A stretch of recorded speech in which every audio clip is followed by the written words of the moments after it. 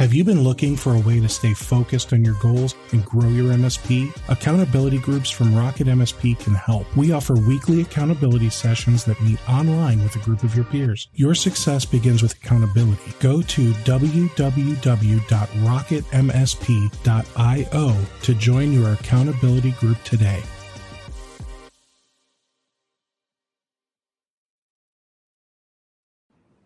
All right. Hey, welcome everybody. I'm Steve Taylor, host and creator of MSP webinars. Today I'm joined by Ted from SolarWinds, and he's going to talk to us about End Central. First, I just want to do some general housekeeping. Yes, this is a new meeting place. Thank you for mentioning that, Lonnie. This is a today only thing, okay? I'm trying it out, but I'm going to Zoom because I'm going to go to what we know works. In this thing, you should see that there's a Q&A section. You should see that there is a poll running. And actually, you should now see that there's 2 polls running. If you guys could do us the favor of responding, you can actually choose multiple answers on that second one. Do you use any SolarWinds products today? Yeah, I think that covers that. Upcoming webinars. Next week, we are going to be joined by CloudJumper, and that is going to be talking about their cloud-hosted desktop solution that they have to offer. So you should see a pop-up that says Save My Seat. You can use that link to register for that webinar right now real quick if you'd like. And then also next week is the monthly Roundtable Mastermind session. And there's a pop-up for that one as well. So the mastermind sessions, if you haven't attended one of those before, you really should. There's a lot of value to get out of those. And shameless, if you're not a member of MSP webinars, you should really join. There's a ton of value. There's 2 different ways for members to communicate and have peer sessions every single day of the week. Tons of vendor deals, documentation, legal stuff like a managed services agreement, and a whole lot more. So with that said, Ted, I'm going to pass it over to you here in just a moment. So for the poll result, I don't know, are you able to see the poll results, Ted? Yeah, absolutely. Okay, good. So I don't know, maybe that'll help you tailor what you're showing to people today. I know that we've got some people interested in hearing more about the new version of End Central.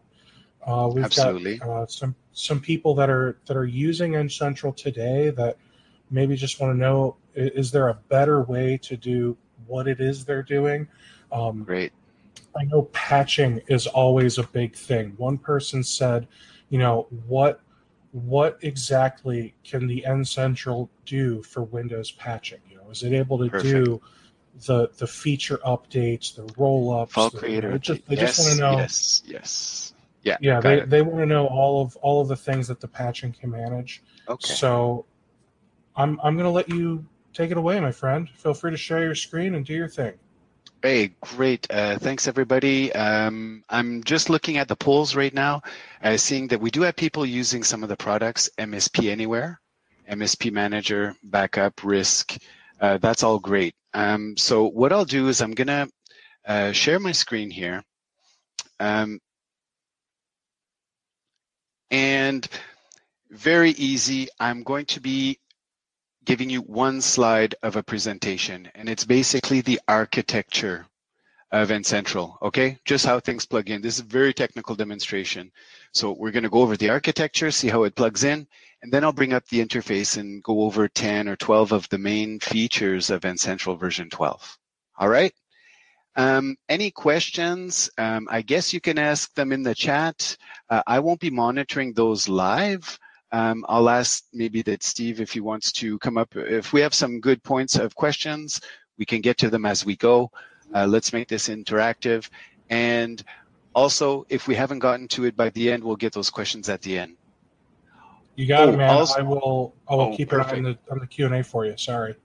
Perfect. And since so many of you are already using in some way, shape, or form SolarWinds, you probably have an account executive. That would be also a good person to get in contact with after this to set up a more one-on-one meeting, a more technical one-on-one, you know, like going to the coffee shop and we sit down and we have a nice chat about your system, whether it be your current system, on how you want to use it, or on the new products and features. All right, so enough said about that. Here we go. N-Central. It all starts with the N-Central server. That's the core. The N-Central server is mostly a hosted on-premise platform, meaning you'll install this in your location. 90% of our customers using N-Central have this at their location. We do have a hosted option for very specific cases. Very simple to get started. The server, we provide you an ISO image. It's fully bootable. It includes the OS, the N-Central server, and the database. So you spin it up in one of 5 ways. You can spin it up on an actual server, a physical machine. You can put it in a VM, or you can put it on the cloud in Azure or AWS. Either way, once you get it spun up, 10 minutes, give it an IP address and you're ready to go. Great. Once your server is set up, this is a web server, so you log into it to do things. You will be establishing a communication with your customer's network, okay? It is a probe and agent-based solution, which means at your customer network, you're going to choose a Windows device, any old Windows device. It does, normally something that's on 24/7, right? It doesn't have to be a dedicated server, though. It could be sitting on a print server, on a domain controller. The Windows probe will do 5 things for you. First, it's going to auto-discover your network, okay? So you put in the IP range, it's going to find every device and classify them, report that back to N-Central. Then it's going to be your best friend when it comes time to deploying agents. It'll get the agents out there for you. Doesn't matter if it's Windows, Linux, or Mac, it'll push the agents for you, okay? Next, it's going to monitor your network devices, right? You can't put an agent there on a printer or on a switch, so the probe will use SNMP to monitor those devices for you, and it will classify them. So my 24-port switch is going to get a total of 58 monitors out of the box, right? So that's pretty good. You'll also use the probe as a syslog server. So you point your network devices there, you can parse those logs, alert N-Central proactively of what's going on at the network level. And next, you'll be using the probe as a patch cache for your Windows patching. Heard a couple questions about patching a while ago. Well, you don't need WSUS anymore, okay? You're going to be using N-Central to manage all of the Windows and third-party patching. So N-Central has the database of who needs what as a patch. We use the probe as a local patch cache. So if there's a probe available for that segment, your Windows devices will get their patching there. If that probe isn't available or you don't have one there, it'll go to Internet to get its patches, no problem. All right. So N-Central is 2 things. It's a reactive and it's a proactive tool. You're going to be using N-Central as your tool to fix problems that are happening at the device level, because everything you're monitoring will come up into N-Central as an alert. So yeah, you're going to use N-Central to see what's going wrong, to go into those devices, to remote in, whether it's a server or a workstation, or whether it's a switch or a printer. You're going to use your own applications, my own browser, my own SSH program, to maybe it's PuTTY you use, okay, to remote into the switch. Well, you'll use your own programs once you're logged into N-Central. The probe is going to be proxying your request to those guys. So reactively, I'm going to be fixing problems, but proactively, I'm going to be managing 3 major parts of those devices. First and foremost, patch management. Okay, we do a very good job with that. We handle the fall creators updates, the spring creators updates, no problem. You know, 1709, 1803, all that is handled within N-Central for Windows 10. Next, we also have an integrated antivirus, and we have an integrated backup product to help you secure and help your customers. Of course, we will monitor any backup solution that you're running, whether it be Veeam or whether it be Acronis. We're going to monitor those backups. Antivirus, we're going to monitor your ESET. We're going to monitor WebRoot. We'll monitor anything that you're using because we understand that those packages have trust built into them, right? But we do have our own for MSPs or IT professionals like yourself who are looking for a tool to use. And you get the convenience of managing it all from the same console. So you don't have to have two different tools to do the management of that. You can do it from here very easily. So proactively, perfect. Now, of the issues on the reactive side, of the issues that happen on your endpoints, a lot of those can be fixed automatically, right? They don't need a technician to go in and fix them. They're pretty simple things. I'll give you an example. So our automation and self-healing, we put a lot of effort in there to make this really work nicely. So let's take an example of an FTP server over here. It goes down at 2 a.m. in the morning. What happens? Well, you have a technician log into N-Central. You're going to remote control the FTP server. Notice the service is down. Restart the service. Upload a small file. Download a small file. Check it's working, then go back to bed. Well, you can put all that into an automated self-healing action so that the FTP service that's monitored, when it does go down, alerts N-Central. N-Central takes care of the self-healing action, does all those 4 things, and then it'll let you know, right? It'll send you an email, or it will add a ticket to your ticketing system, to your PSA, okay? Which brings a point. Yes, with SolarWinds MSP, we do have our own PSA. It's called MSP Manager, but we also integrate 100% with Autotask, 100% with ConnectWise, and this is two-way integration, as well as offering an open API, right, to plug in for two-way integration. And the idea there is to minimize the time that a technician would be using the tool to fix the problem, which is N-Central, and jumping over to the ticketing system to create the tickets, okay? So, of course, if I'm using my ticketing system as my tool when I get into work in the morning, you keep using that because N-Central will be auto-creating tickets for you in your ticketing tool, okay? But while I'm in the device and I'm working on a piece of equipment or on a problem, I can update or create or close the ticket directly from there. So again, saves the technician tons of time. I'll show you that. And of course, at the end of the day, we have reporting. We've got 2 reporting systems. One is internal to the N-Central server itself, and there your data retention is 90 days, okay? You have the option to put an external reporting tool called Report Manager. This basically, it sits on its own server, you provide your own SQL instance, and you get 3 advantages. Brandability of the reports, you get more reports, but you get 7+ years retention. So it could be good with, essential if you're doing compliance and stuff like that. Okay. Real quick, Ted.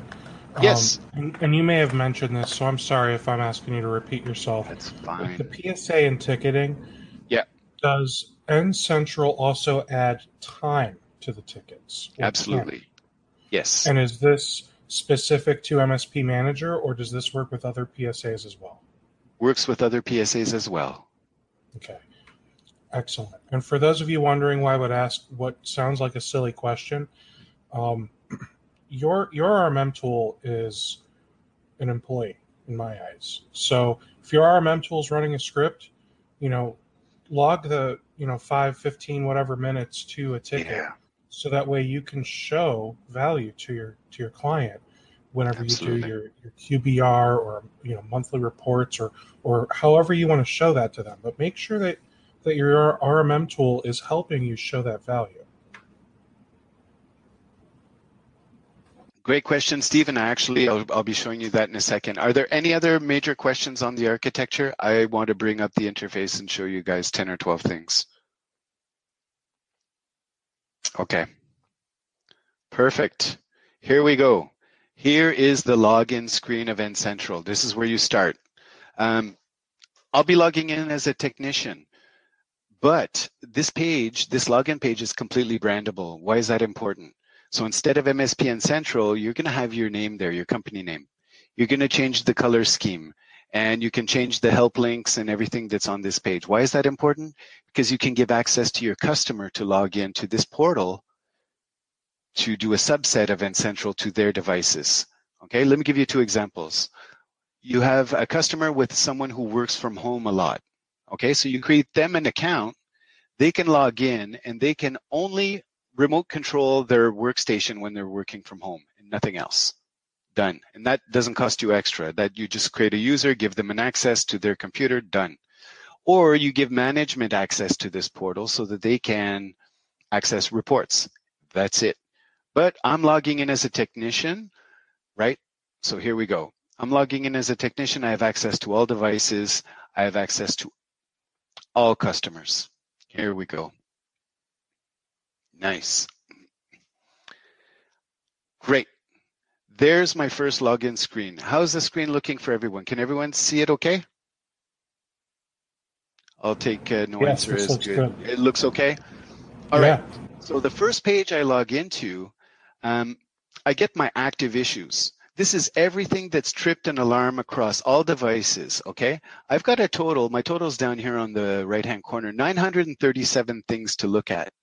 That's a lot. I hope your Thursday's going better than mine. That's a lot, but it's on purpose. This list is generated from where you are in the customer tree, and the customer tree is on the top left-hand side, right? So at the top level is the service organization level, SolarWinds MSP.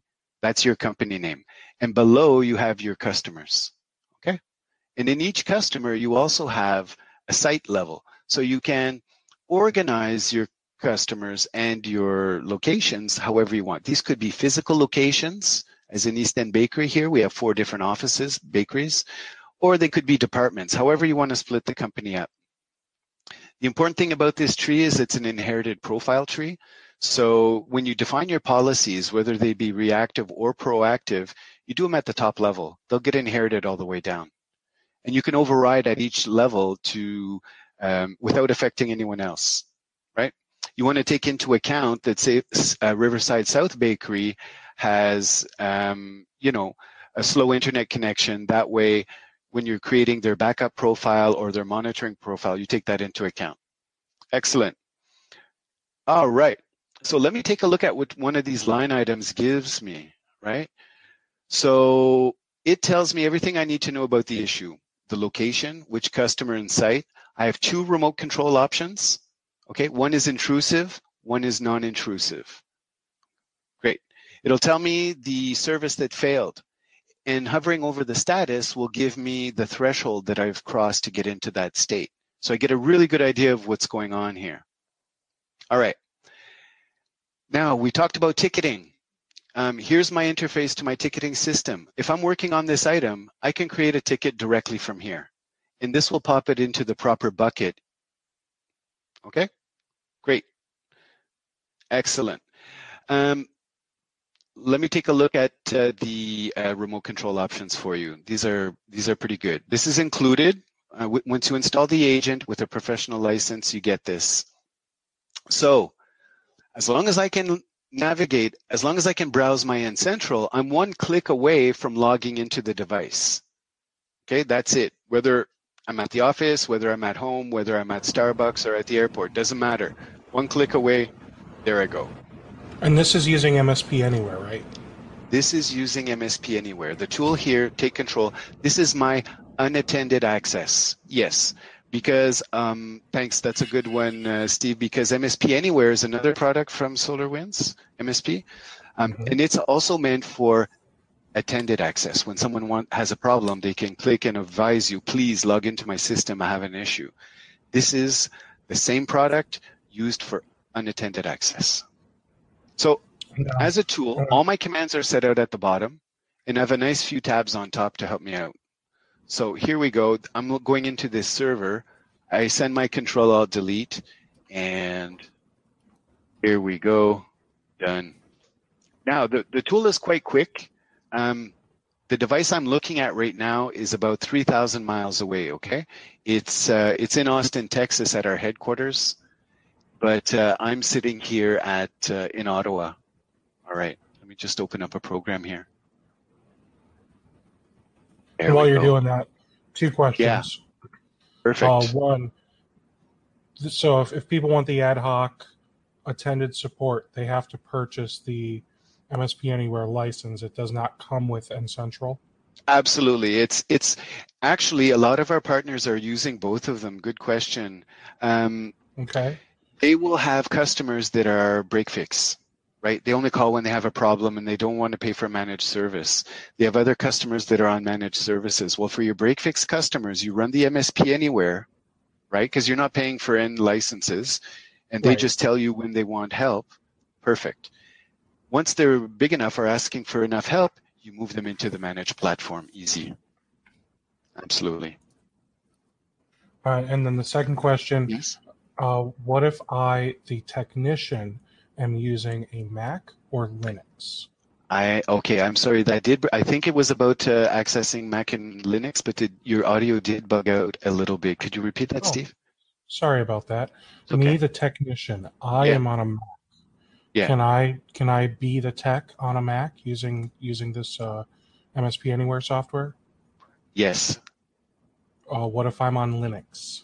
No, not yet, but will be soon. Next quarter. They're putting the Linux both ways, whether you're the client or logging into Linux.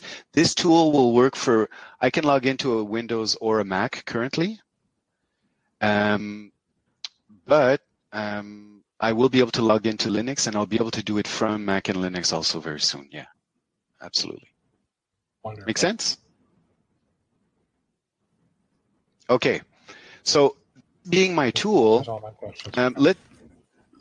I'm going to use this for when someone's calling me and saying, Ted, I have a problem with my MS Paint. So I come in here, I'm going to log into their computer, and I go to try and look at the problem, but they're very polite, right? So they're showing me the problem, fighting for the mouse. That's impossible. After 2 seconds, it's unbearable. So I can very politely, from my commands, I can block the remote keyboard and mouse from them so that they can see, but they can't touch. Helps me out a lot. Also, if I get into the registry or do something sensitive, I can screen while I Ted, do that. Yes, please. your someone said you need to feed the hamsters. Your internet connection is starting to flake out. We're having Okay. trouble understanding you, and it's all of us, not just one of us. Okay. Is this better? Sorry. Just wanted to let you know. You guys hear me at all?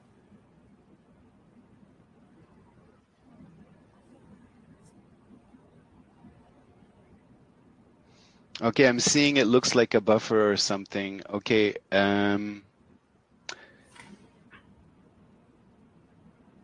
We doing okay? You can't hear at all? Oh, we can hear sometimes. Remember how you said I cut out? That's what it was doing for Yeah. you to all of us.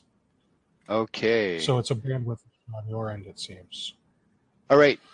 Look, let me go try and plug my headset into the computer. I use this one all day, every day, so I'm going to try and plug in. Give me 2 seconds, all right? Just 1 second. Okay.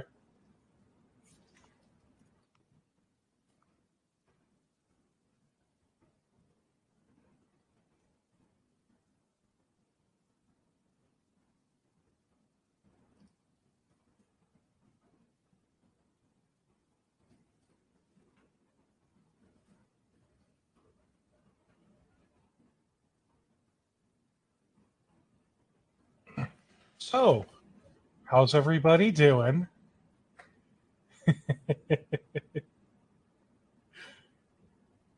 I think he thinks that too. You know, it is possible that that is what's happening.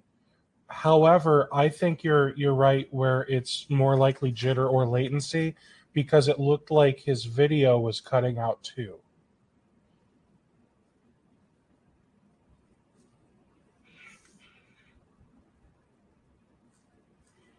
And just I'm not sure if you can hear us, Ted.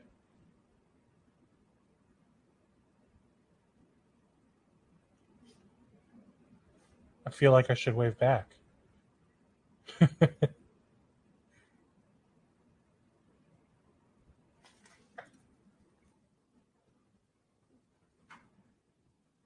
All right. So once Ted returns, hopefully hopefully all issues will be resolved and we can continue.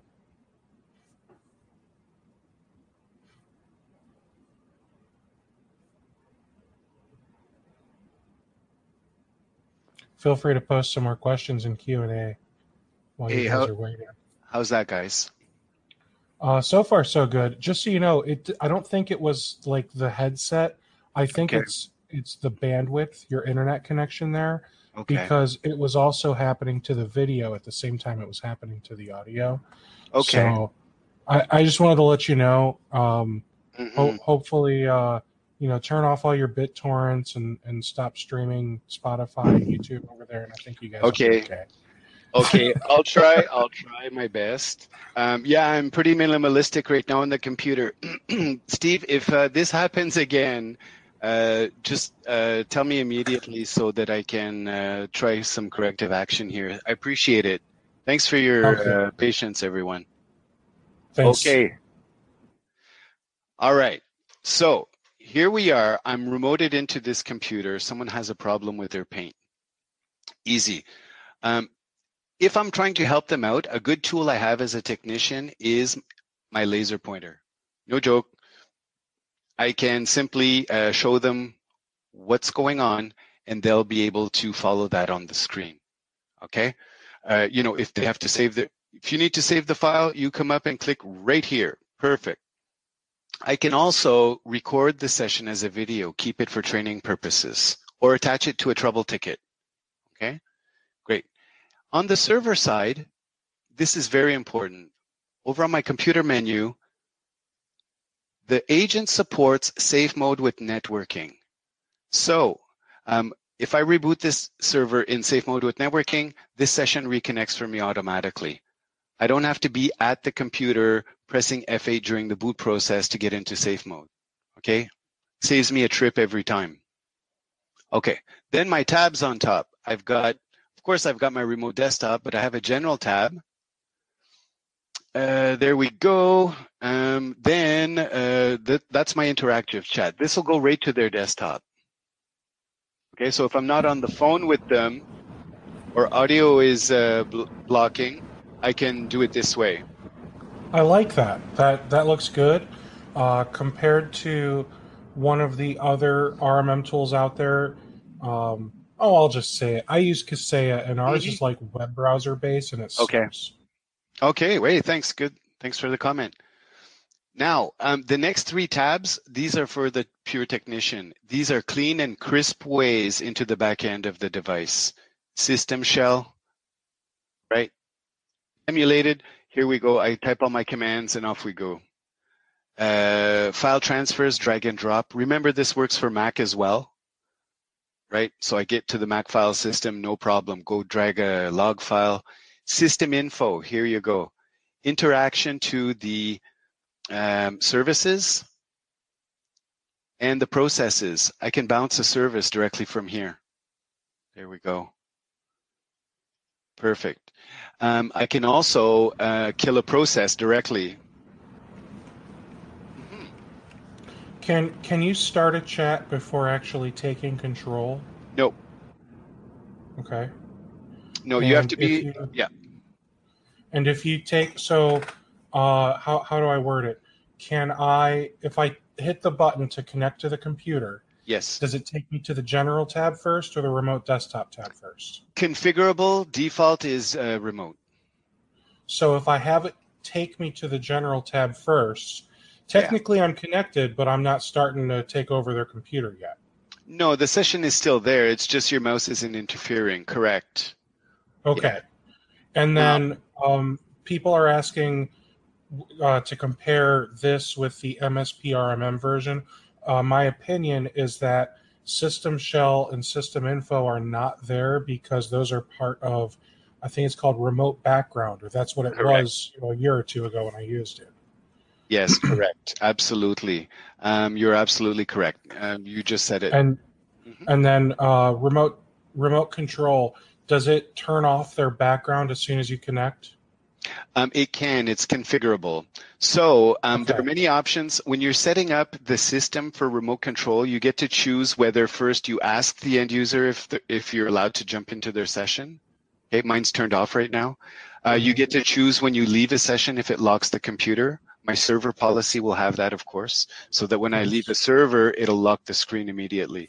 I'm not going to do that for desktops though, because as soon as I finish helping someone and I leave, it'll lock their screen. They're going to say, "What did they just do?" Exactly. Can you have it set so that it pops up a little message when you disconnect or when you connect? When Not you connect, necessarily a is it okay if Steve connects, but hey, Steve's connected. Go get some coffee. Let me do my yeah, thing. yes. What I'll do is I'll open up a new tab to answer that right now. I'll get into it later, but it's on the topic, so I'll talk about it right now. It's part of the settings of my computer. So if I'm looking, now I'm drilled into this computer, okay? And I get to set my remote control settings for this computer, or I can do this at a policy level and do it more in my administration and say all computers are going to act this way. But I can set up my remote control settings, and my take control, here's everything I can do. I can say, yeah, I want to request user permission. And here's the message I'm putting up. Hey, this is Ted. Is it okay if I jump into your computer? Okay, I'll display it for 60 seconds. I can, or I can not even do that, but I can maybe say I want to simply indicate to them, they'll have a little window saying, hey, Ted's connected to your computer. Done. I like that. Right?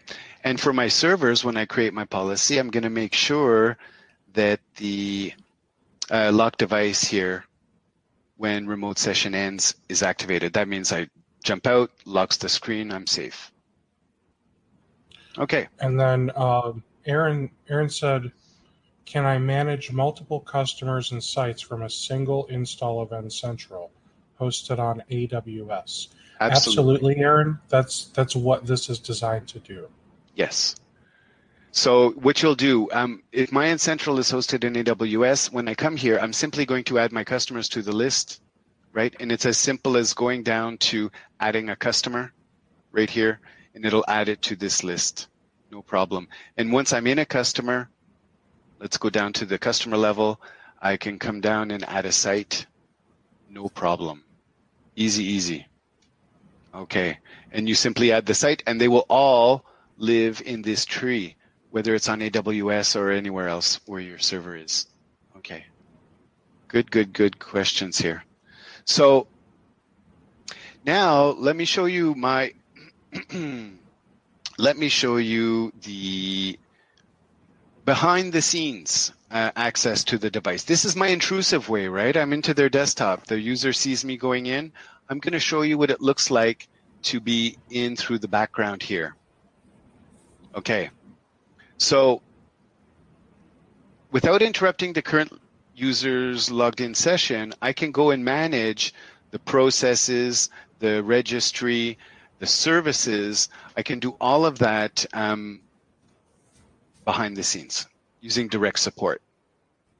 Okay, so let me take an example. Now I'm drilled into a device. So I'm getting the live CPU usage, the live memory usage, and it will be bringing up here the processes and the services. It's also where I'm going to go and set up my remote control settings, and it's also where I can manage printers and applications. Okay, I do have a command prompt here, which is a true command prompt. I can elevate this to PowerShell. Perfect. Any PowerShell scripters out there? Okay. So look, here are the processes for this device. I'm not interrupting the user. So let's take the example.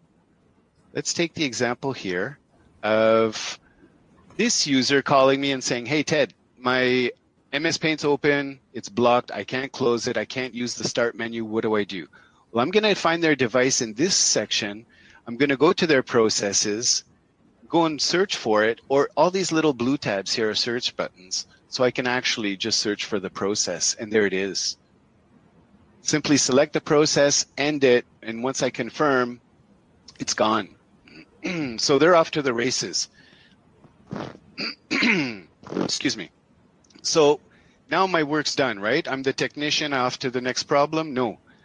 I still have to worry about creating my ticket. All right? So what do?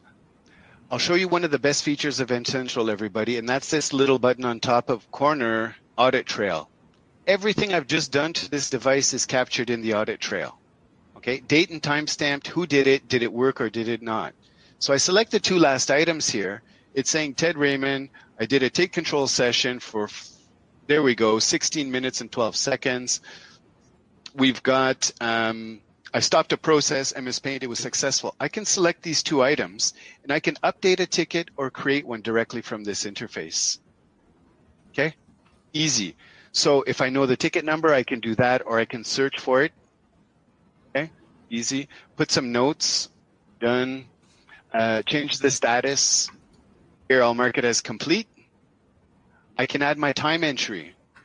Okay, I can put this as a reactive management. It'll automatically put 15 minutes billable. Or if I spent more time than that, here, I'll actually put some extra time. Okay. Needed a phone call. There we go. Talk to them for an hour. Done. And done. So now the idea there is that I'm saving time. As a technician, I love this because I hate filling out trouble tickets. I love to be able to click on the audit trail, select what I've just done, slap it in a ticket, and off to the next call. Easy. I don't have to wait till 5 p.m. to do my trouble tickets because I'm so busy all day. Perfect. How does that look? Now, on the reactive side, because we're looking at a lot of reactive stuff, those are my remote controls. And please note that if I'm wanting to remote control a switch or a printer, also, I will be here. I'm now jumping all the way through my toolbox over here on the left. So, you know, don't. If you get confused, tell me to slow down or whatever. But my toolbox is where all my configurations and all my actions are going to be. Okay, very nicely contained over here. So on my dashboard section, I can go and click on my dashboard for network devices. Okay, you'll also see that there's a remote control button for Cisco devices. Well, I don't have a remote desktop for that. However, what I do have is my own program for doing SSH. So it will download a JNLP file and it'll use the probe as a proxy to connect to the, there we go. So I'm using my own PuTTY session to log into this switch, and I probably don't have the credentials, but it doesn't matter. There we go. You get the idea. I'm using my own program to log into this Cisco switch and my own, yeah, exactly. So perfect. If I wanted to, I could go to my printers. Let me show you what that looks like. Or let's go back to our network devices. I've got a SonicWall firewall here. Well, it's not using PuTTY. It's a web interface. So when I click on remote control for it, it's going to open up a web browser, my own native web browser, to connect via the proxy of the probe to hit the SonicWall. Okay, and here it comes.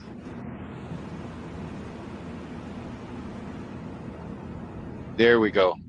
So you can see here, this is my own browser. I'm not jumping into a server or a workstation that's at the customer site to get to the SonicWall. It's my own browser being proxied, port forwarded through the probe. Done. Excellent. All right. That's all of my remote control and a lot of my reactive stuff.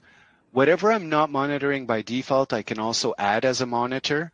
So you can customize the monitoring for any device that you're talking to, whether it be controlled via SNMP or different programs on a server or a workstation or a laptop. Okay. Therefore, on the reactive side, to wrap that up, then I'm going to go more proactive. On the reactive side, we have a tool here called Domain User Management. Okay, so when we install an agent on a domain controller, we have access to Active Directory. Since we have access to Active Directory, we can interact with the user list. And we've been having this for years, partners saying, SolarWinds MSP, can you please put a tool to change user passwords? It's the one reason why, top 5 reasons, that people call in live to the help desk. Okay? Therefore, here it is. you have one central location. All your domains will be here. You can go find the users. Let's say Naomi calls me and says, Ted, can you change my password? Absolutely. Just log in, find her in the list, reset her password, give this to her. Perfect. User change password at next log on. I'm done. And does this require any additional licensing? No. No. The agent. Zach, this nope. is what you're asking about, right? Okay, I see that. No, this is included. If I put the license on a domain controller, I have access to this. And everything I've done here. That's what it was. Oh, the interface proxy. The interface proxy? Oh. Does that require a license? Well, the device has to be in Incentral, so the device has to be managed, which requires a license, of course. Yeah. Got it. Yeah. Yeah. So if I have a device in my list here, I'll just go back to my network devices. If a device is showing up here, it's being managed, so it needs a license, of course. Yeah. But it also means, look what I'm doing here. If I'm looking at this Cisco switch, let me drill into it. I'm not just pinging it to see if it's alive or not, right? Let me go to my monitoring page. I've got 58 monitors on this device. Yeah, is it alive? Connectivity. What about the CPU and the fan? Each interface is going to have 2 monitors, right? It'll have interface health and interface throughput. So I can go troubleshoot any specific port on the switch where I'll be able to get reports of over time what the traffic has been. Okay, here's my detected port speeds. There's my incoming traffic over time. There's my outbound. So a managed network device, you put the license, you get all the monitoring and you get the remote control. All right. Now on the proactive side, how would you use Incentral to do something proactive? Let me go to my all devices. I don't know, Ted. That's what you're here for. Let's take an example. Okay, let me explain my lab a little bit. I've got my lab, which is 3,000 miles away. It's in Texas. I'm in Ottawa. I've got a total of 85 devices in my lab, okay, spread across 7 customers in a few sites. Okay, so let's say I've got East End Bakery. They call me and say, Ted, can you upgrade my accounting package? I'm like, sure, I'll do that. I'll charge you, but we're going to do it. No problem. So my example for you today, well, when I examined this project, I realized that the workstations at East End Bakery, they need Java installed for me to continue. So that's my first job. And that'll be my example for you today, is to install Java on workstations at East End Bakery that do not have Java installed. Okay, sounds like a huge job. Should take me about a minute. Okay, that'll introduce you to the concept of filters. Filters are a cornerstone building block of Incentral. So I'm going to create a filter from this interface to zoom in on devices. And I'm going to give this a name I can easily find here. Workstations, no Java. That's what I'm looking for. And you're going to want to give this a good description, because I want my colleagues to use this filter in the future if I do a good job, right? I'll make it available to everyone, all my technicians. Great. I'm going to add some logic to the filter, remembering that I take full hardware software inventory of devices when I put an agent on them. So I can look at the application lists on the device. So let me filter based on the applications. And here are the attributes I can filter on. Okay. Application name does not contain Java. Okay, I'll click my preview button down here. Perfect. So I went from 84 devices down to about 20 or so. These are all the devices that don't have Java installed. Windows workstations are there. That's what I'm looking for. But I also have cell phones. I've got switches and routers. I don't care about those. So I'm going to add some logic to my filter. From that list, I only want to see devices that are of class equal to Windows workstations. And let me preview that list. Perfect. So I'm down from 84 devices down to 5. Okay, these are Windows workstations across all my customers that don't have Java. That's the magic. That's the trick. This would have taken me a day and a half to figure out on my own. Okay? So now I'm going to save this filter and I'm going to use it. We're going to push some software. All right. So from my devices list, I'm going to filter out the one I just created. Here are my workstations, no Java, and I only want East End Bakery. Easy. So the system has found now the 2 workstations at East End Bakery that don't have Java. I'm simply going to select them. Once I select them, I'm going to add a task right from the top menu. And one of them is push third-party software. Okay. That'll bring up a wizard. Step through the 5-step wizard and I'm done. And then we'll move on. Okay, so first you choose where is the software, right? Is it on the N-Central software repository or is it on my computer? Well, I've downloaded this, so let me go find it. Here we go, you give it a name, description, and then I simply browse for the file. Okay, go to my desktop, there it is. And I'll give it some command line parameters for the install. I want it to be silent. Last thing I want is for a pop-up to show up on the end user's computer. They're going to, saying, click OK to install Java. They're going to call me. I don't want that. Okay. I confirm my targets. The filter did the big work for me here. It found the 2 devices. Then I choose when I want to do the software push. Is it now or in the future? Okay, I'll even take into account devices that are turned off when I'm doing the software push, so I can keep the push alive for a few days, 3 or 4 days. And at the end, I want to also send notifications to see how this went so I can troubleshoot the ones that didn't work, right? So I'm going to send myself an email. There I am. So I send myself an email for success and failure of my software push. But I'm also going to send a ticket to my ticketing system as a proactive management. And it's going to put a 15-minute billable entry in for me. Okay, so as I'm doing my software push for this project, I can keep track of time that N-Central's running in the background doing tasks that I can bill for. Perfect. Done. Now we've just pushed software. Any questions? And I know you'll be... Tons of questions, but nothing related to this so far. Okay, what's coming up as questions? Are they relevant to N-Central or this? I haven't been through the chats, I'm sorry. It's okay. Untangle. Somebody asked if Untangle monitoring is going to be updated.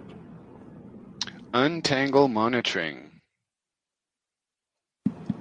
And that must be one of the router monitoring packages that you have available today, but maybe it's just out of date. Actually, it could be out of date. It's not even on my radar as a device that we natively... Oh, correct, firewall from Adam. Okay, I'm seeing that. I don't know that's an out of the box from us that we've supported. It could be. I'm not saying it's not. It could be that it was supported by the community and that it was a community-based. And I'll show you that right now. So if the community created it, and the community hasn't updated it, well, sure. All we can do is yell at the community. Okay, it's listed in N-Central, but barely functions, I'm seeing from Adam. Okay, so Adam, what I will suggest, because today's forum won't be to troubleshoot a monitoring profile that for specific devices. However, what I can show you here, and this is part of the presentation, is going over the My Links section of N-Central. So over in my toolbox, forget the dashboards and the servers and the pushing of software, there's a My Links section over here where you have access to the community, right? Once you get into the community, that will get you to a location where you can share software with other people, software monitoring templates for devices, right? And if I click on my hamburger button here, you'll have access to live interaction, such as live technical Q&A. For existing partners, twice a day you can come in and talk to a sales engineer, to a level 3 tech on problems you may be having. That's included in our stuff. Okay, Twice a day? Twice a day. Let me just show you. Now, what time? It's not like at 3 in the morning and We 6 cover all p.m. when time nobody zones. wants So to you're do seeing it it. right there. So it's Okay. Eastern time. It's 8 o'clock and 4 p.m. Okay, there's a That's WebEx phenomenal. open. That's twice a day. It's included for partners, and the partners who really use it, it's because they're good partners and they use it properly. This is open. You got a level 3 tech online ready to take whatever comes. Okay, hopefully That's phenomenal. hopefully we get to your issue. Maybe not, but hopefully we do. Okay. Next is we're also going to offer you a live tools demo on Thursday afternoons. And that's more for talking about the parts of, see, right, that'll be Thursdays at 4 in the morning and 3 in the afternoon. And what that does, it allows you to go over the integrated tools of N-Central, right? Anything that's patch, antivirus, or backup related, we like to cover on that day. Okay, but apart from that, when you do have access to the community as a partner, you do get, let's go into support here, resellers, products. There we go, community. Sorry. Oh no, this looks good too. Yeah, so feature requests. We like to hear from you. N-Central exists because of what you guys have told us over the past 20 years. So that's where it's going. Forums where you guys can exchange information, scripts and automation policies, and custom monitoring. So let's go see. I'm just wanting to check if we have that one device in there. Okay. I think if I just go back to the chat, what was that device? Untangle. Untangle. Yeah, let me just and do he said it. it's a service template. Yeah.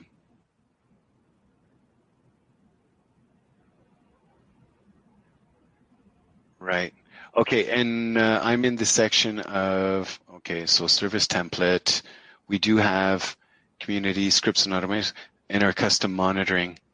Yeah, it would be in our custom monitoring service templates. So what I do suggest, if you are using that, contact your AE or your channel champion here at SolarWinds, set up a call with their SE, and then we can have calm outside this venue to go over your service templates, because things should work. You can modify your own. You can tweak things to make sure they work properly. Sometimes out of the box, what we're monitoring for you doesn't work. Maybe you've turned off UAC on all your customers to make things easier. Well, you'll get red everywhere because UAC is monitored by default. So you want to remove it from your from your monitoring templates. Mm-hmm. Can we go back to that other tab for a minute? Yes. Are you able to sort this by last modified? No. Okay. No. Because it's concerning to me as an MSP when I see last modified almost 3 years ago.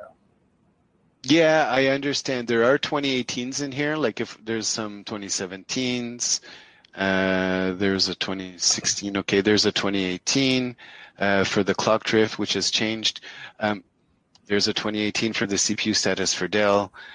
Some of the stuff, when they brought it all over, it's still stuff that's valid, right? Of course. Okay. But, the new stuff here, there's an ESET directory endpoint management. So that's pretty recent, a few months old, but still it's from this year, the ESET direct endpoint management. And for those of you that are confused, this is showing day, month, year, not month, day, year, like we're used to in America. Oh, yeah. True. And Zach, you're right. NetApp APIs and Citrix NAP APIs haven't really changed. And then I remember at one point you guys were offering, like ready-made brochures and that kind of stuff. Like, do you still have that kind of stuff in there? You mean brochures? Like for marketing and on the business side for an MSP? Absolutely. Absolutely. So once you are logged in with your proper account, you will be, there's your digital binder, okay? Your digital binder is all your marketing stuff. You've got your white papers, your GDPR resource center, right, for the general protection, data requirements for Europe that's affecting the whole world. So that's all there. Yeah, we help you out on the business side as well. Perfectly. Cool. Okay. Next is what's included in here is the training. Okay, when you become a partner with N-Central or with SolarWinds MSP, the training is going to be included. Let me show you what that looks like. Under my links, I've got subscription training, which also goes to the community. Okay, so once I get in here, just close that one. I've got a training schedule here. And these are, so here's the month of August 2018. Each blue thing is an actual training course. It's a 3-hour course usually given by a sales engineer. It's live. So you, for example, the N-Central core training, which is at 11 a.m. in 2 weeks, okay? That goes over the core training of the entire system. What are the 12 things you need to know about N-Central, right? Filters and rules, remote control, service templates. Here's the training course, okay? Here's the training guide that goes with it. It's a good 50-pager. It has all the exercises. This is what we're going through during the whole thing. So that's free. It's included. There's no extra charge for that. And you can come as many times as you want to any of the courses. We have courses on patch management. We have courses on the AV Defender section. Optimizing your N-Central, right? Turning down the noise. Maybe it gives you too many alerts. Well, how do you make it so that it only monitors what you want? All this is included. And if I go back to July, that was July. There's June. We do this every month. Okay? Perfect. All right. So jumping back over to N-Central, that's part of the training that's included. Sorry, I just derailed. Oh, no, it's part of it. This is what you guys need to know. Of course. Thanks, Steve. Appreciate it. So we've looked at the proactive pushing of sending, where we all devices. We saw how we could add a task and do a third-party push. Now, when we apply filters and we find devices, we could have also run a script. We could have also run an automation policy.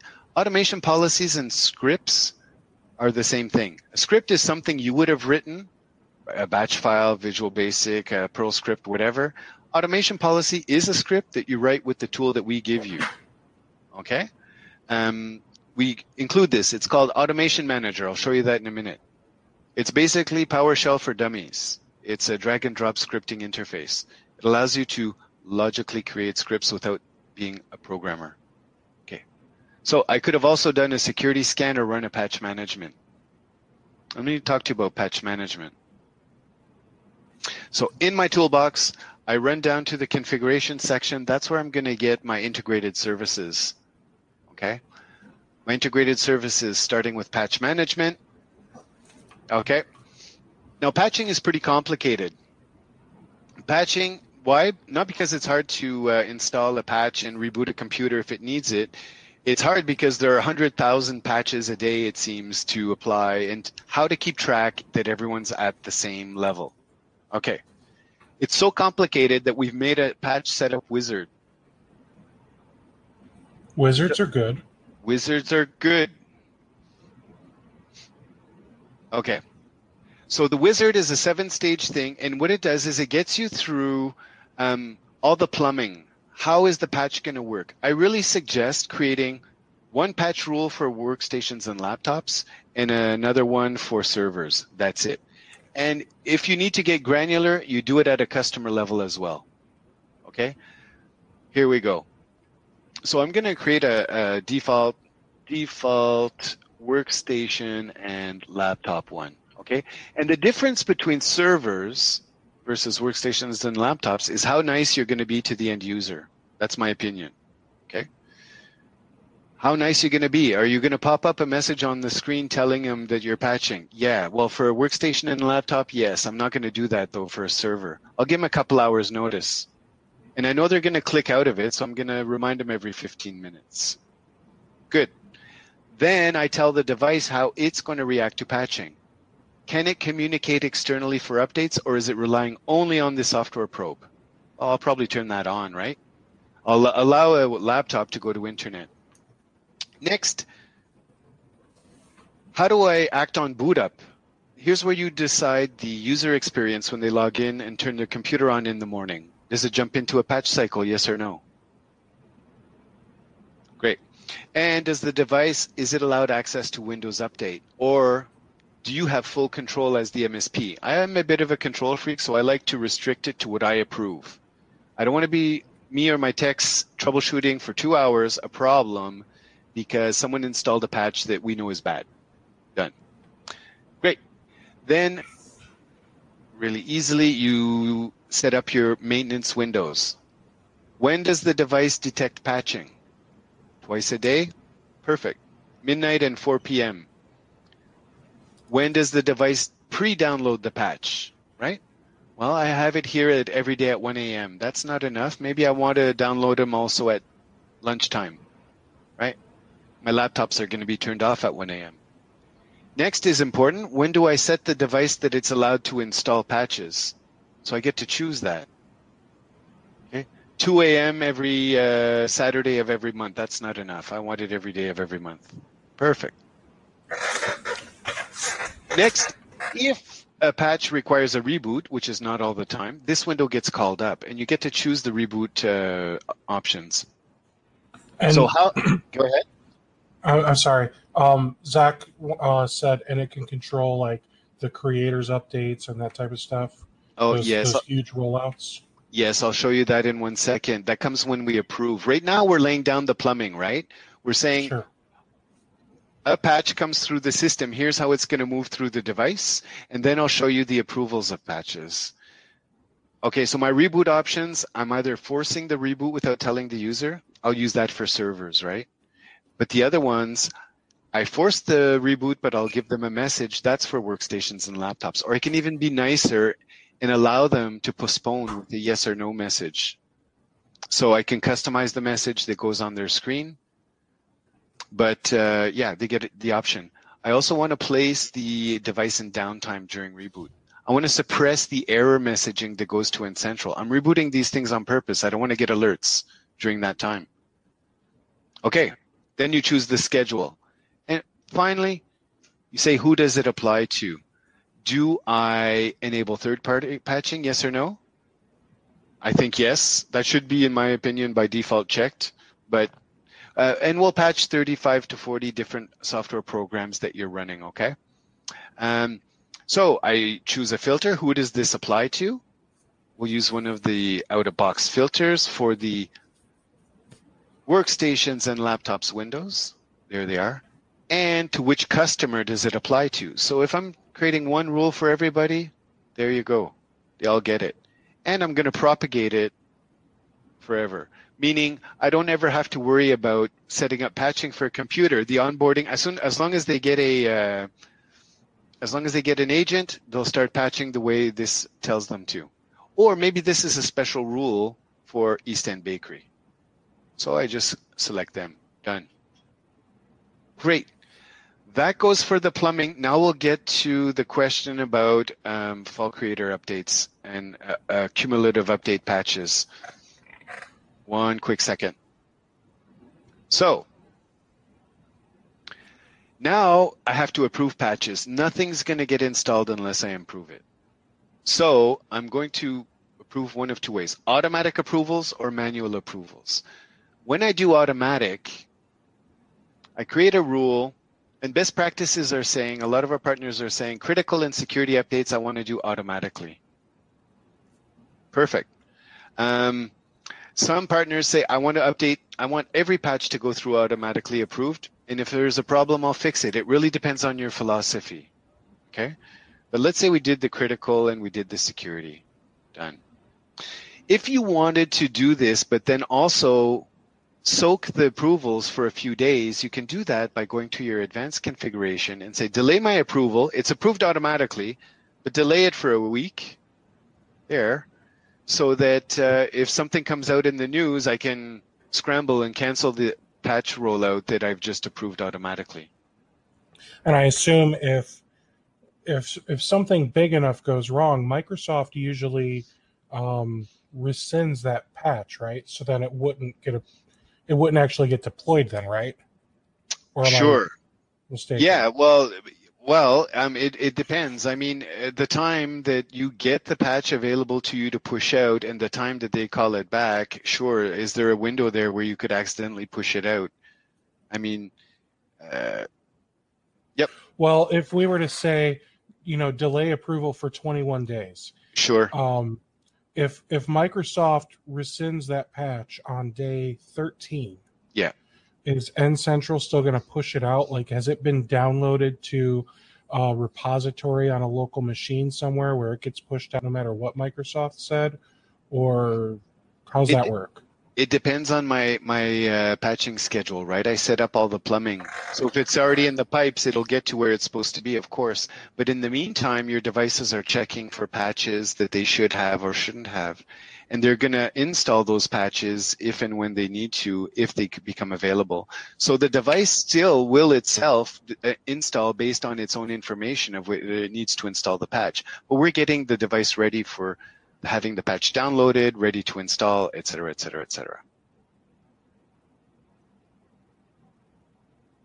Yeah. And I see upgrades as one of the classifications. Yeah. Zach, is that what you're looking for? Because I think they consider those an upgrade and not an update Yeah, I'll show you on my manual. I'll show you an 1803 that falls into the upgrades. I'll show you the patch when I do my manual screen. But just to get out of this screen here, here are all the third-party products, including Microsoft, that will update for you, okay? Okay, there's 7-zip, there's everything Adobe, right? Your readers, Flash, Shockwave, all that. All your browsers. So Chrome and Firefox will be there. Everything so Microsoft. Not quite everything that Ninite can do. No. But it has some of the popular ones. Yeah, we got a good portion of them. I mean, we'll do obviously everything Microsoft, including server packages, server platforms, Exchange, SQL, including all your offices down to Office 365, Windows 10. Yep. There you go. And we're going to be taking care of utilities like Java as well. Okay, whatever's not on the list, you'll handle with your third-party software pushing, but these will keep up to date for you. Okay, now to get to that Windows upgrades, let me just go back into my patch management here. Great. Let me go into my manual patch approval window, and this is a window where whoever's in charge of patching at your organization, they're going to live here once a week or once every couple of weeks. And here's the wizard to get through the patching, right? I've got 2,290 patches in my list. You should really go through that. Yeah, I know. Our lab environment's a little messy here, but it's supposed to be. Great. Now, I can easily search or filter on patches. So let me go to this one here and choose my upgrades. Let's see what shows up. There, a few 1803s right there. Okay. So we're going to handle your 1709s, your 1803s, all those, your feature updates the same way as any other patch.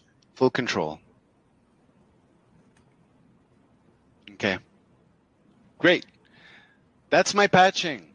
The same way that I manage patches, I can also manage my security manager. Security manager is my antivirus.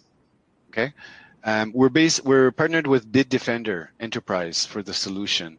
It's profile based. It's very secure. We offer a crypto locker vaccine. Right, you turn it on for the system. Yeah, it's really a good thing. So by default, you've got. Go ahead.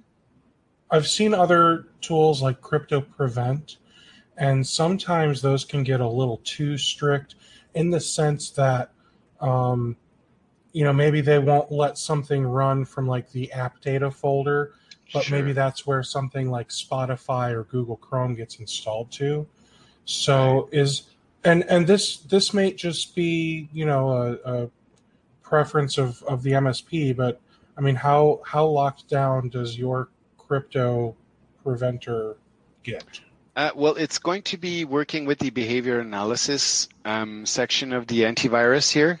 Okay. Here, I'm looking at a profile that I can customize on a customer by customer basis, right? So a profile, this is what the antivirus client's going to use, and I can control each section of it, as well as content control for doing web protection. So which internet am I blocking for that site? Now, if I get into the behavior analysis, the active antivirus control, you can get different detection levels here. Okay, so you can intrusion detection system, you can get aggressive or more permissive. It's following the Bitdefender way of doing things. The recommendations are pretty good, but you can lift them a little bit, okay? Now, you know, and I'm talking N Central like 8 or 9. I don't know what version you guys are on now. 12. Yeah, so I'm talking a while ago, and it might even be 6 or 7 at this point. The built-in Bitdefender made my client machines drag. Okay, no. It was That's old. absolutely awful. I wasn't. Oh no, This is good. We're good here. We're good. Okay, Hmm. and this We're deploying these to every day answer almost. Aaron's question, so this is an OEM version of Bitdefender, if I recall correctly. Yeah. So it may not have every feature of like the latest version of Bitdefender. For example, if you were to go get Bitdefender Gravity Zone, you would have access to centralized BitLocker key management, website content filtering, that type of stuff. Well, we do get the Those are website content still. filtering here. I was going to say those are still features that are available. They just might not be part of the Bitdefender, though, or at least that's the case with the MSP RMM, that they're not part of the AV platform. Okay. Yes, but within N-Central, what I'm showing you here is the content control module that's included. The Bitdefender Gravity Zone, all there. Should be all there. Okay, so Meaning, this is if this is yes. the Bitdefender content control then. Yes, it is. Yes, it is, sir. Nice. Okay. Which means I will be blocking whatever I need to block for that site. I can schedule it. I can block it. I can bypass those filters with a whitelist or a blacklist here. Perfect. I do have a centralized quarantine management. Okay, I do have a centralized security event, so I'll get to see all the malware, the scan logs, the processes, firewall traffic, content control, sites that were blocked. Here we go. What happened? Ooh, someone went to this website. Okay, they weren't supposed to. It was blocked by some policy. Okay, great. So the advantage here, and we know that antivirus is sticky. If you're an MSP and you're using, if you're using, yeah, it doesn't matter, Webroot, we're going to monitor it for you. In our dashboard, let me scroll all the way back up to our dashboards. We do have an antivirus dashboard in which we will be monitoring if detected. I don't have it here, but you'll see all your antiviruses over here. Perfect. Also for backup, same thing. No, and I feel like this is a good place to butt in. Sophos. I hear you guys have a big integration with Sophos coming down the pike. Oh, that's interesting. I don't even have that on my radar. Okay, super. Yeah. Nope. 100% honest to God here. Sophos integration, yes. I'm marking notes and I'll talk to it.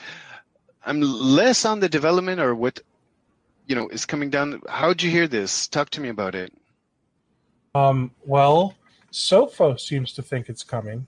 Zach and Alp and maybe a couple of other people here have brought it up. Okay. Great. I have no details on that. I'm sorry. I wish I did. May have some after the call, though. I'm going to make a few inquiries. I know If stuff and that... if, and if you can look into that and then just shoot me over an email, I can update everybody. Sure. Yeah. Nothing active in my email about this. Okay. Excellent. Perfect. Sorry, I don't have news I can share with the Sophos thing today, guys. But what I can share is our backup integration as well. If I go all the way back down to my configuration, the same way we're doing the security manager, the same way we're doing the patch management, we do have an integrated backup. Okay, it's our product. Now, which means we can integrate the dashboard right into the product, right? All backups are cloud-based, first and foremost cloud-based. We're partnered with leading-edge cloud providers for that, Equinix. Okay, so our backups are secure. They're HIPAA ready. That means that they're encrypted in transit and in storage, 128 or 256 AES or 448 Blowfish. Okay, now, so my dashboard here will give me a good idea of what's going on. Here, you know, red is bad, green is good. How are my last 2 days? What's been completed? And how much storage am I using across how many devices? Perfect. Then I have a list of each device at the bottom. Okay, and each device lets me dive in and actually see a history of what's been going on there. And if needed, to launch the backup client, which I'll do. So if I want to do a restore, I'm going to launch the backup client. I'll let that load in the background. But our backup uses a true Delta block technology. So our first backup is the only full one you'll ever do, okay, which can be seeded if it's a huge server. You can send us the hard drive. We'll pick up the tab on that. We'll get it all seeded for you. Each subsequent backup has an empirical average of 1% per day difference. Okay, that means I can show you here, for example, one example would be the system state. This happened at 10 o'clock this morning. We did a backup. We did a selected size of 27.7 gigs, and end result, we only transferred 7.26 megabytes. So we are doing it on the block level of the files, okay? We offer archiving as well, which means you can archive as much as you want. It's a fair use policy, and our great partners around the world have never abused it, so it's archive as much as you want. No charge, no joke. We will recycle the backups after 28 days. So your backup window is 28 days, but you can archive at any time. All right.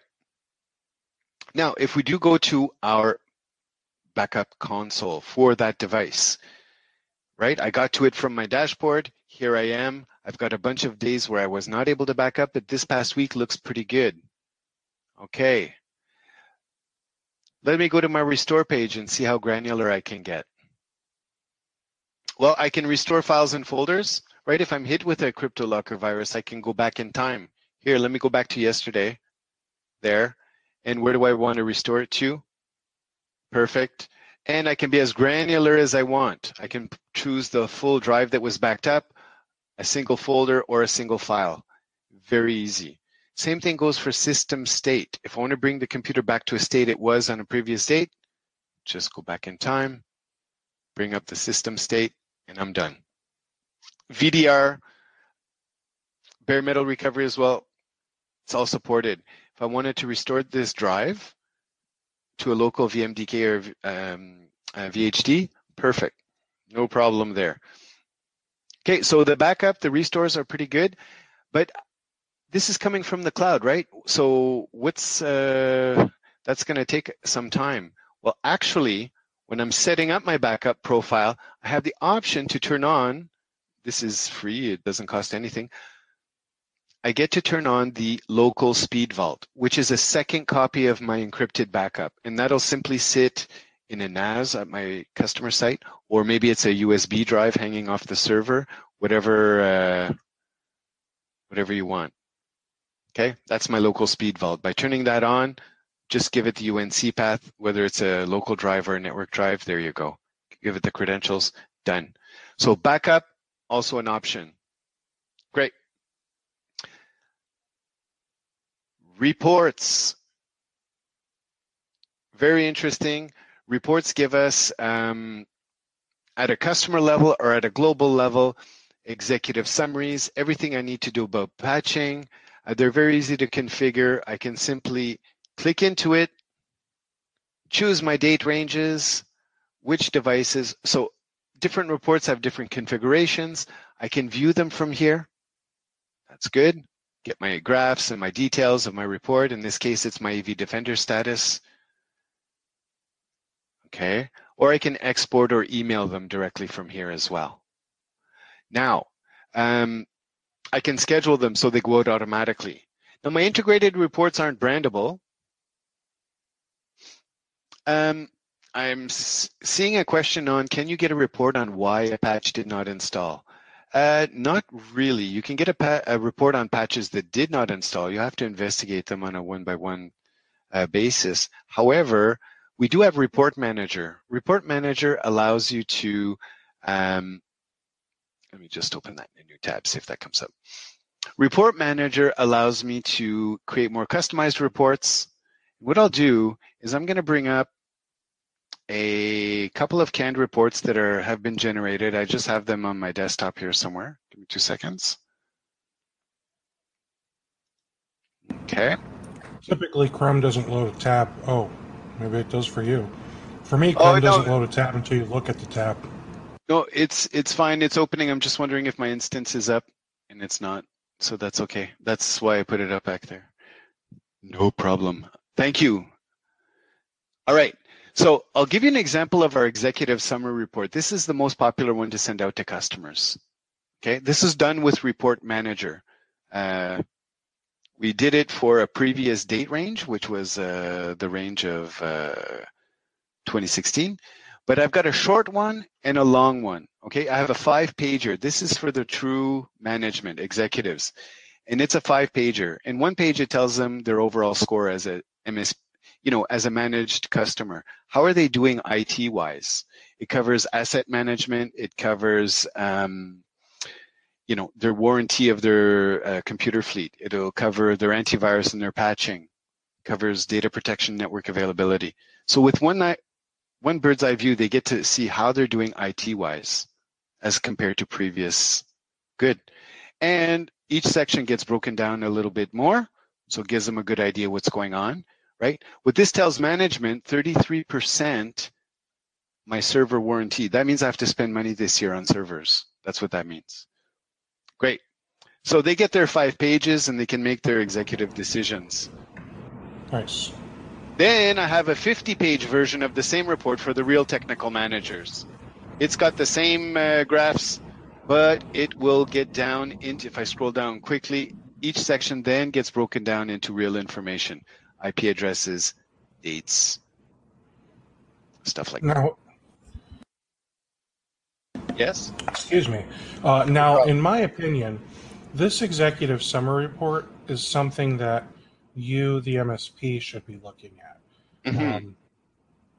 And my reasoning for saying that is, if you go and you look at something and it says 33% or 60% overall score, like 66% in my school was an F. If I had a provider show me this report and say, look, we got a 66%, I'd say, oh, okay, well, you're fired. Because that would be my initial reaction is, why the hell don't I have 100?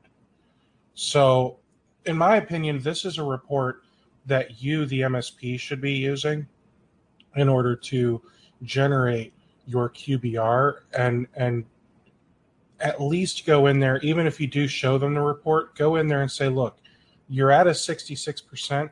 Here's what it's going to take to get you up to 100%. Yeah. And have those proposals ready for, the projects and the upgrades and whatever they need to correct that, to mitigate that issue.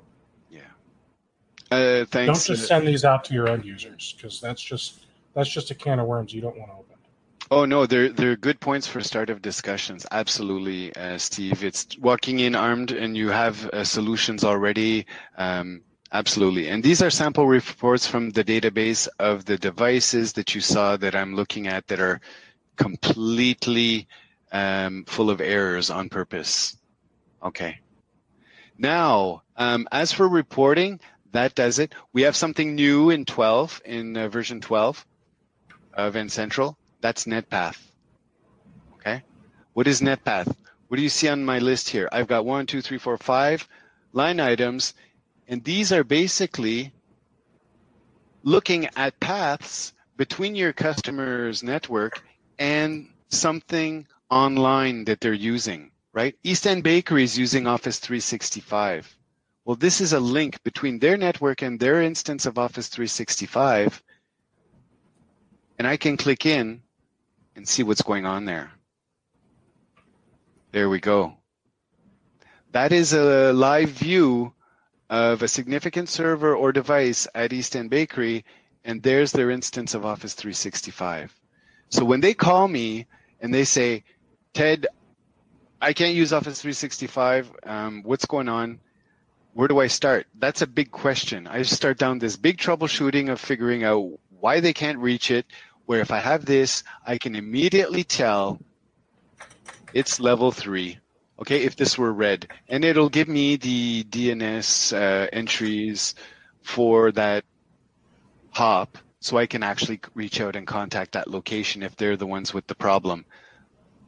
Let me go back and see if I, yeah, this is not something you're going to actually even show or try and resell to your customer. It's a tool for you and your technicians. When the customer calls and says, my Salesforce is down, you're like, really?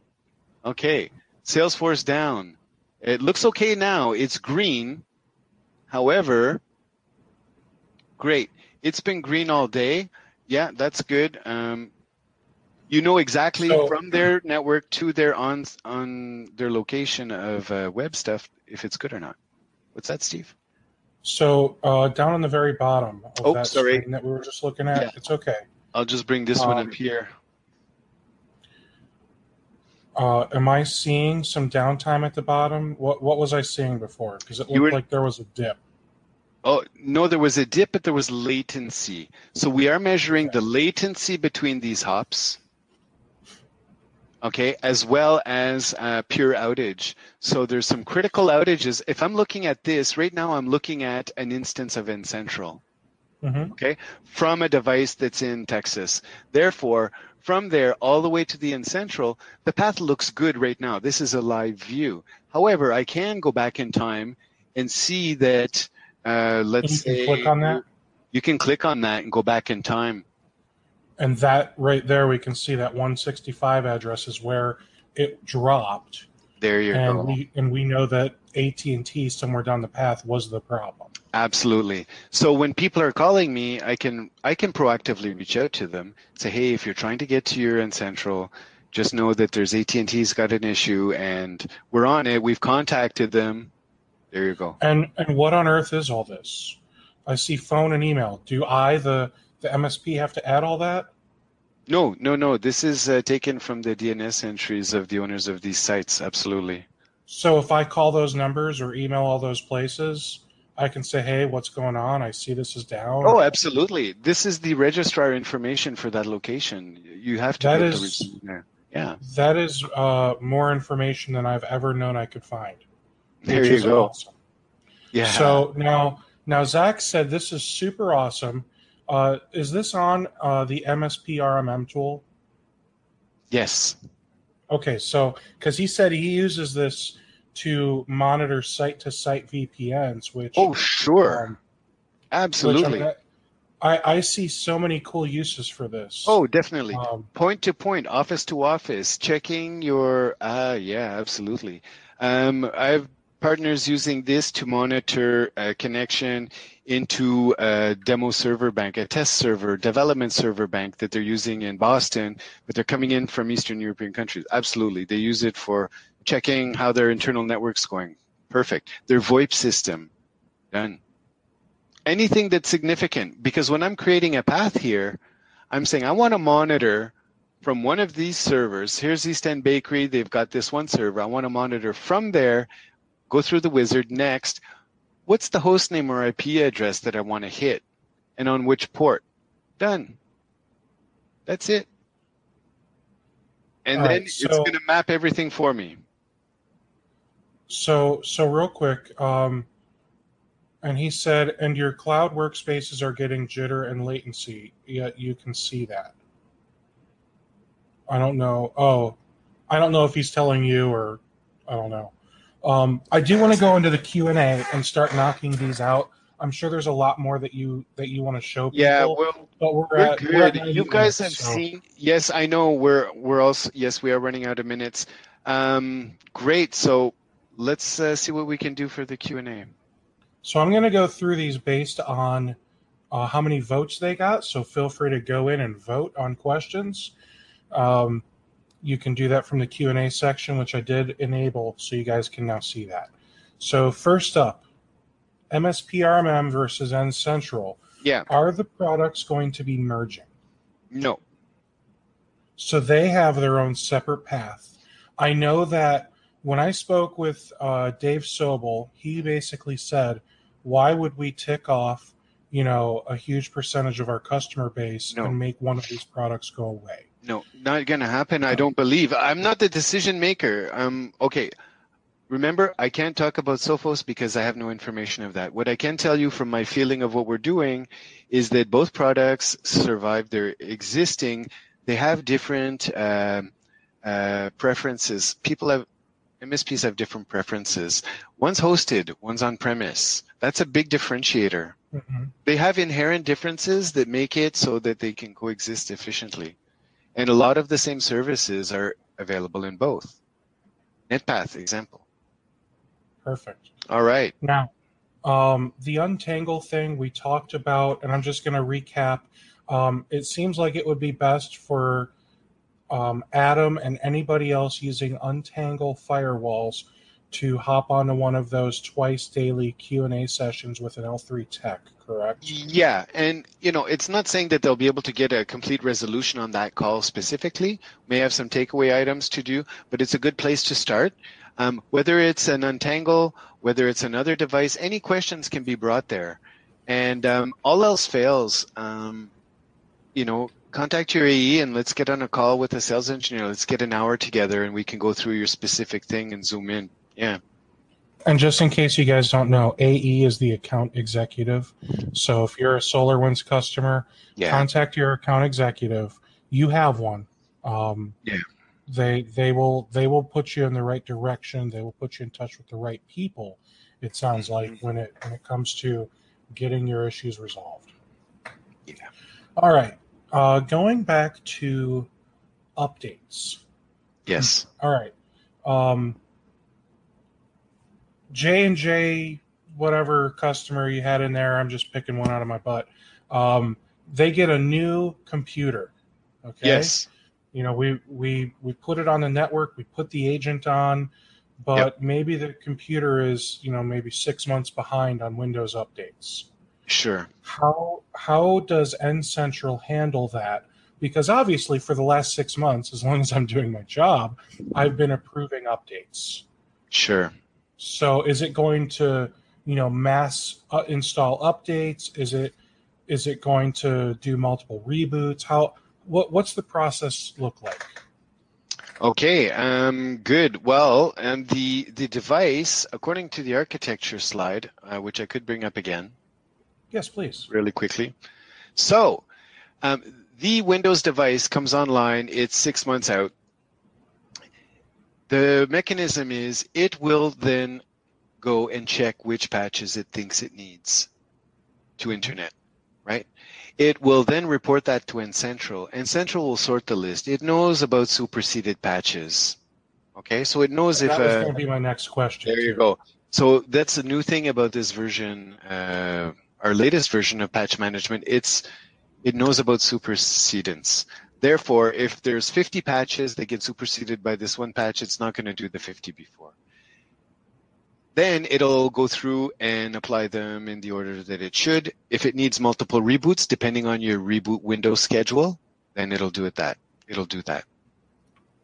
Now, I'm also thinking that once it comes back and it doesn't get through its first reboot because you only have it scheduled to reboot on Saturday nights once a month, well, then it's going to be reporting it's missing patches. You're going to want to drill into that device and maybe treat it special for a day or an hour by giving it extra patch attention to get it back up to speed. Sure, but it'll recover. It'll get up to speed. Absolutely. Excellent. So that is exactly what I was looking for. I like it. Great. I like that a lot. Now, I told you there were going to be tough questions. Okay. There are some people here that are currently using MSP RMM. Okay. And they have been less than thrilled with support. Okay. Now, first, I want to ask, is there a difference in support between the two tools, between two products? No. I mean, I don't understand the difference in support. Same support portals. We Is offer there the a difference in 247. quality of support between the two products? I would say no. There's different teams, but right. Of course, people are people, and we have our expertise, and there's different expertise depending who you're talking to. But no, support's there. So as well, anything that happens on the support side, we do offer these webinars on the N-Central side. There is support online. You do have your account executive or the salesperson that your company is talking with. If you're a current customer and you're having problems with support, because unfortunately in any industry that happens, right? Please reach out to them. Reach out to me. I will help you. I mean, I will help you get the help you need. No one wants to not get good support. And, you know, some people will consider bad support from me. Some people will consider bad support from someone else. Just reach out and we'll help you out, okay? I appreciate that. It seems as though the consensus that I've seen from several people, sure, and this is going through years, I've heard it probably a dozen times. Okay. They ask a bunch of unrelated questions and give you a bunch of work to do. And it seems like they're just trying to get you to give up. Okay. Well, there are procedures set in place, but constructive criticism has gone back. Now, I know you've also, Steve, done a webinar with Robert Meehan. Is that right? Bob Meehan? I have, yes. Okay, on the RMM side, was this covered? You know, we could take this up with, you know, if there's specific. The question was brought up, to be honest. Okay. Right, and who's to say that the people here were on his as well? What I'm getting at, everyone on the call, if you do have a concern with the support, please, let's take this offline. Talk to your salesperson, your account executive, and we'll be happy to try and fix that for you. Of course, your concerns are important. Yeah, and Zach brings up a great point. They being support have troubleshooting scripts. Okay. Zach's been with MSP RMM for over 5 years. He has zero beef with support. Nice, cool. But it sounds like he's also just aware that they have scripts. They have their, you know, just like what we're supposed to do. Your support has standard operating procedures that they're required to go through. Oh, sure. So I think, oh dear. Okay. So, response from the guy that asked the question: if I had $1 from every upper management guy who promised me to take care of it, I could have covered the $50 platform fee I have to pay every month. Okay. Understood. So, again, let's get with your account executive. If there's people you want me to, I don't know all your person's names on the call. If there's someone I can reach out to, I have been with the company for a while. I can reach out to people and we can get a call together. That's what I would suggest at this point.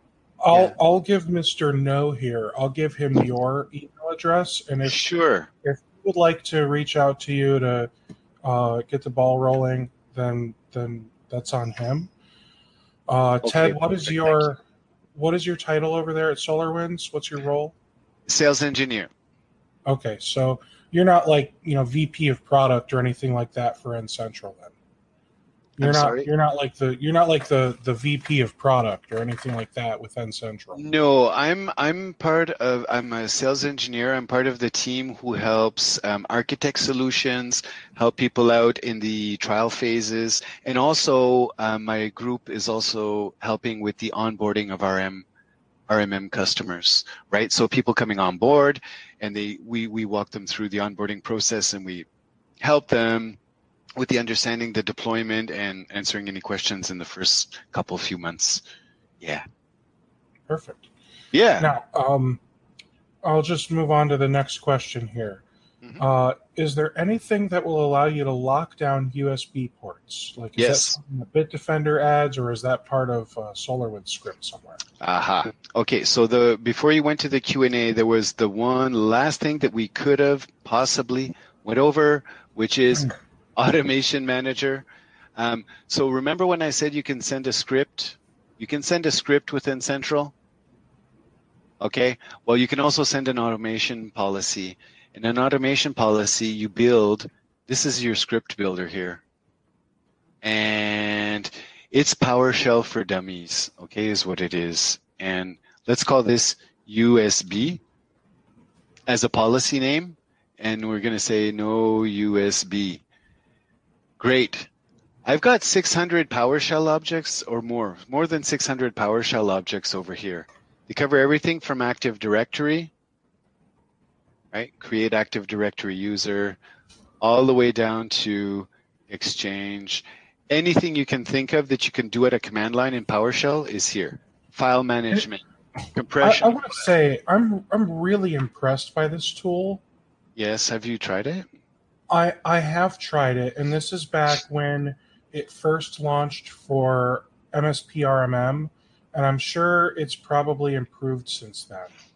Oh, it's fantastic. I mean, look here, I just created a policy. All I have to do is save it and upload it to N-Central, then I can run it either reactively or proactively.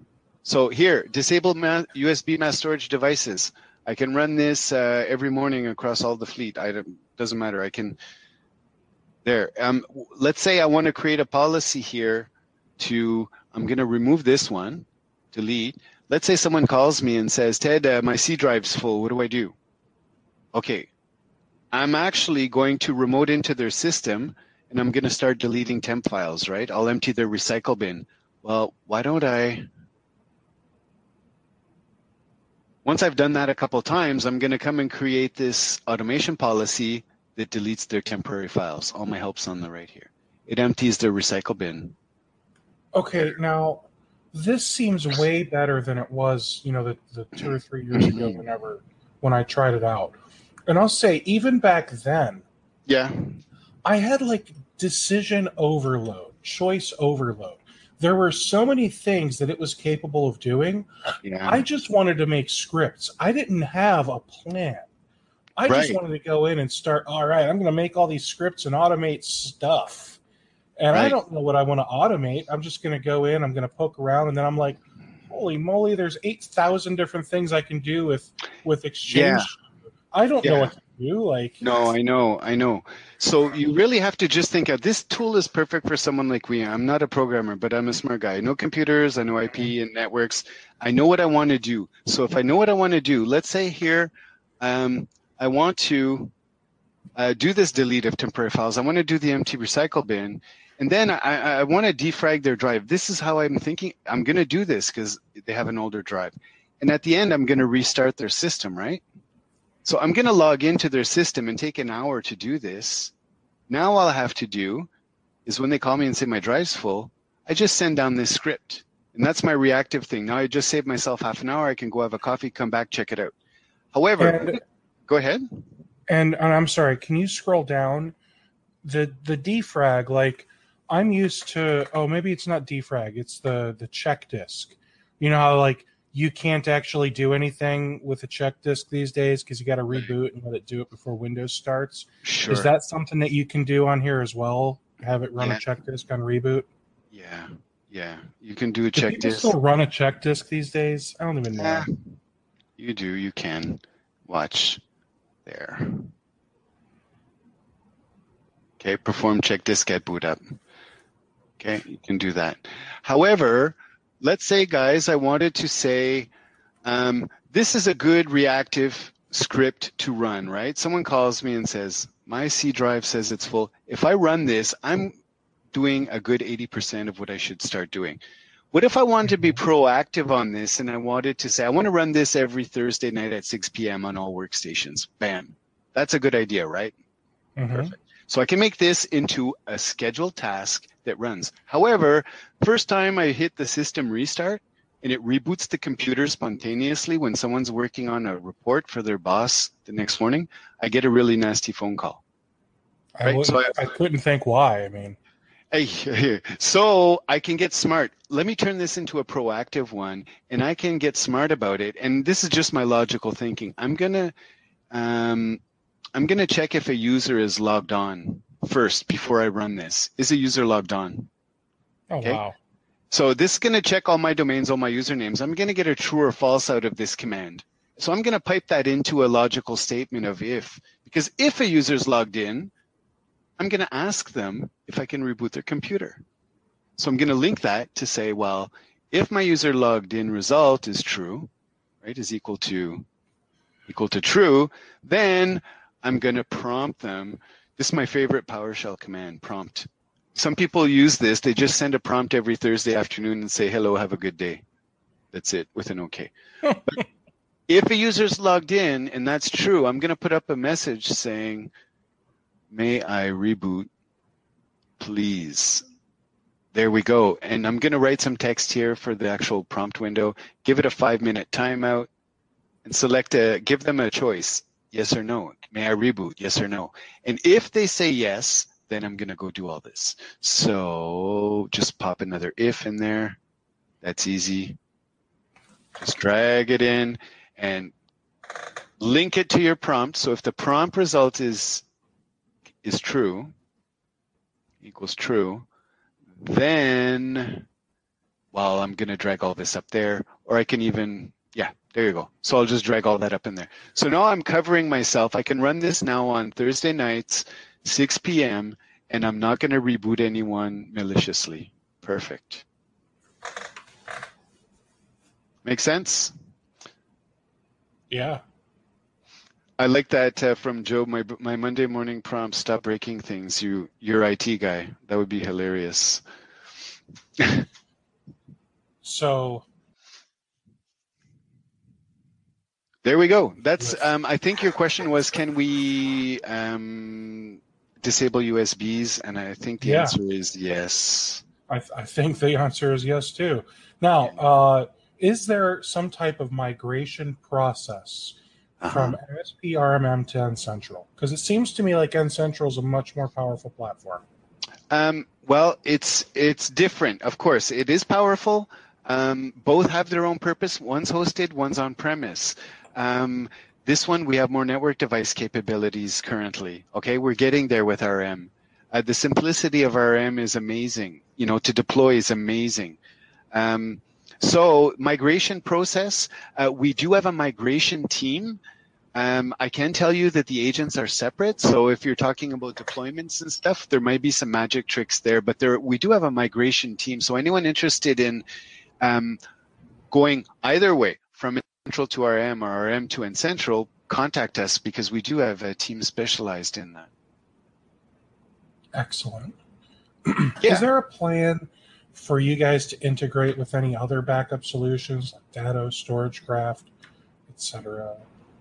Well, we have our own backup, so I can't talk to the path of what we're going to be integrating as a sales engineer, but we have our own product. We do monitor all the other backups. We do. And we have our own team engineers working on our backup solution. We have our own platform. That's all I can say there.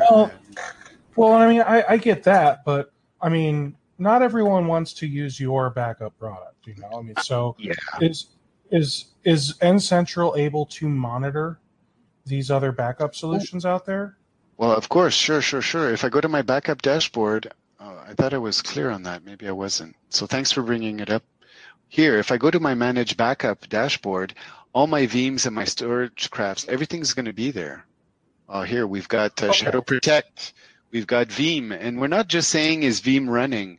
It's, here's your failed jobs. There's your job monitor. There's your Veeam Sure Job monitor. So your backups are monitored, absolutely. Can it monitor the free version of Veeam or only the paid version? You can monitor whatever you want, but out of the box, we've got some nice templates here. Like if I look at my help and I search for Veeam, right, there's my help. Let me type Veeam. Please don't worry if there. Monitor Veeam backup data. Look, there's tons there. We've got 13 hits. I'm not sure on the exact versions or whatever, but also you can monitor Notepad++, which is a free product. You know what I mean? And I think the question was more or less, the Veeam that's in there, that's built into that backup dashboard. Is it all different versions of Veeam or only specific versions of Veeam? Is there a place we can go that, okay, here, that's telling us. There you go. Minimum requirements to use Veeam. Veeam backup and replication 6.5.7.8 or 9.x. PowerShell 3.0, yada, yada, yada. So it is a specific version of Veeam. Yeah, there you go. Yep. Now, where can we go to get a really nice list of like all of the backup products that you guys monitor built in? I mean, and this is pre-sales. Yeah. I'm considering N-Central. Yeah. You can talk to us. We can get you the list through the helps that are in here. However, because publishing, I'm just thinking about the website, which I'm not visiting on a daily basis. I'm more living in the interface and in the help documents.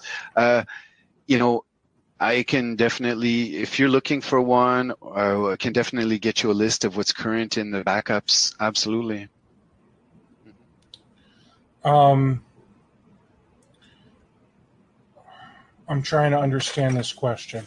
Will we get a notification like this, which can't be disabled every time a system boots, like with the RM product? Check failed, Windows service check, endpoint master service, unable to start service. I'm sorry, I'm not, let's just skip that question because it's not worded very well. Okay. Lonnie asked, used to be there was a $500 monthly minimum to get started with N-Central. Okay. I know. You're just a sales engineer. You're not supposed to talk about pricing.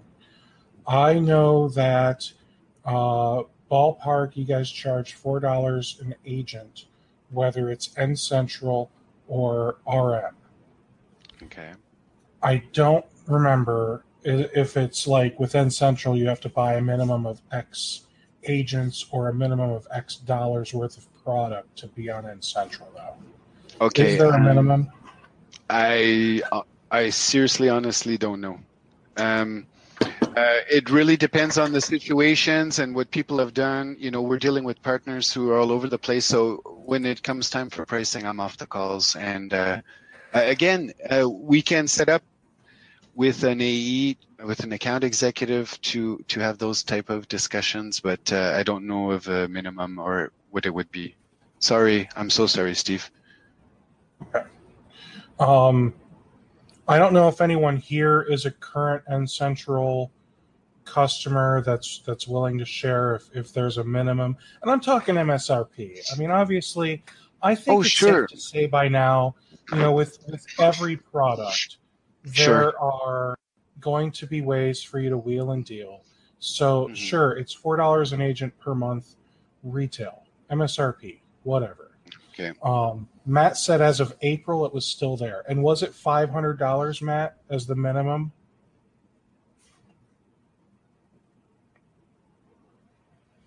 If you think about it, that's like 100 agents and then some other stuff too. Sure. So, I mean, for because that's just Okay. I mean, $4 is just the price of the agent. There's other things too that you're going to want, like the Right. antivirus, the risk intelligence. Right. So it's easy to hit that number if you want to. I'm going to word this: if you want to do it right and provide your customers with all of the products that are available. Sure. And, like I don't come across this question very much, guys, just so you know, because a lot of the partners I'm dealing with on the N-Central side are using in the couple hundred to couple few thousand devices. And I'm not, it's not even a thing that comes up. Now, I know for a fact on the RM side to get going might be more attractive for someone who's getting started as an MSP with a no commit type thing, with a pay as you grow type of scenario. But as for the N-Central side, it's never come up in a discussion live with me, with a partner, to say, how do we get to some minimum? It's always been, I think it was, the minimum was at below some floor there. Yeah. Does that make sense? Yeah. Yeah. And yeah, I mean, once they get to you, they're already probably a customer, or they're already aware of pricing, and they're just working on you. Sure. I'm not concentrate on. I try not to get distracted on that, and make sure that we separate our jobs very nicely here. So it's a good team effort. And on the technical side, show me the Bugatti, right, for the car. It's beautiful. It's got rich Corinthian. It's got everything you need, but it's a couple $1,000,000. Like, hey, well then never mind.